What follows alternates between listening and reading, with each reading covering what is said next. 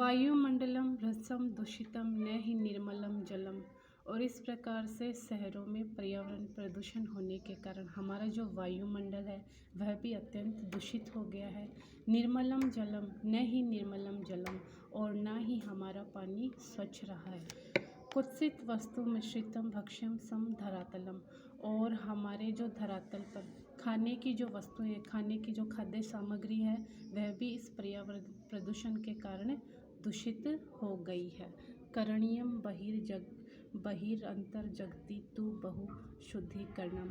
इस प्रकार से हमें हमारे जगत का, हमें हमारे संसार का अंदर से और बाहर से शुद्धिकरण करना चाहिए। यानी किस प्रकार से हम शुद्ध रह सकते हैं, किस प्रकार से हम सही रह सकते हैं, स्वस्थ रह सकते हैं। अगर वातावरण शुद्ध होगा, खाना पीना सही होगा तो स्वास्थ्य भी सही होगा। इस प्रकार से हमें हमारे जो जगत है, हमारी जो सृष्टि है, उसका अंदर से और बाहर से शुद्धिकरण अत्यंत आवश्यक है। शुद्धिकरण करना चाहिए। इस प्रकार से हमें शुद्धिकरण के लिए गाँव की ओर जाना चाहिए, पवित्र वातावरण की ओर जाना चाहिए। किंचित कालम नए मम साध नगरात बहुदूरम।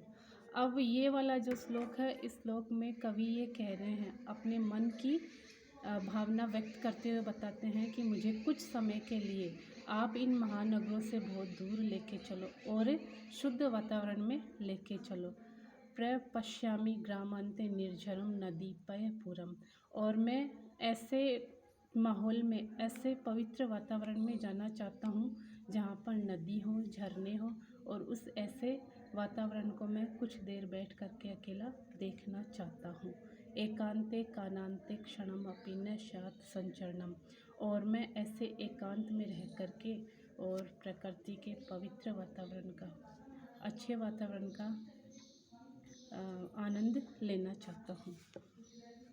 हरित तरुणाम ललित लतानां माला रमणीया कुसुमावली समीर चलिता शयनम में वरणीया नव मल्लिका रसालम मिलिता रुचिरम संगमनम शुचि। ये वाला जो श्लोक है, इस श्लोक में कवि कहते हैं कि अगर आप मुझे ऐसे वातावरण में लेके जाओगे या ऐसे वातावरण में मैं जाऊंगा, पवित्र वातावरण में जाऊंगा, तो वहाँ मुझे क्या क्या देखने को मिलेगा। ऐसे वातावरण में हरित तरुणाम ललित लतानाम, ऐसे वातावरण में हरे हरे जो पेड़ पौधे हैं वो दिखाई देते हैं, और जो लताएं हैं, जो बेल हैं हरे रंग की, वो सुंदर सुंदर लताएं दिखाई देती है। और ऐसे माहौल में मनुष्य का जो मन है वह अत्यंत रमणीय हो जाता है। कुसुमावली समीर चलितम, और फूलों की कतारें दिखाई देती हैं, ठंडी ठंडी हवा चलती है, और ऐसा वातावरण मन को अच्छा लगता है। और पेड़ पौधों के ऊपर नए नए फूल खिले रहते हैं। आम की जो कतारें हैं वो दिखाई देती है। इसलिए कवि कहते हैं कि मनुष्य को पर्यावरण प्रदूषण से दूर गाँव की और पवित्र वातावरण में जाना चाहिए। धन्यवाद। कवि कहते हैं, अय चल बंधो खगकुल कल्लर कुंजित वन प्रदेशम। कवि कहते हैं कि अरे भाइयों, चलो ऐसे वातावरण में चलो जहाँ पर पक्षियों के कुंजन की आवाज़ हो, और ऐसे वन प्रदेश की ओर चलो। पुर कल्लरव संभ्रमितो जन्य धृत सुख संदेशम।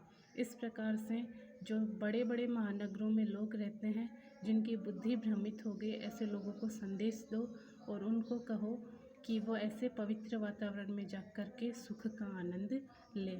चाक चिक्या जालम नो कुरिया जीवितम सहरणम शुचि पर्यावरणम। इस प्रकार से वो शहरों की जो चकाचौंध है उनके अंदर वो दुखी रहते हैं।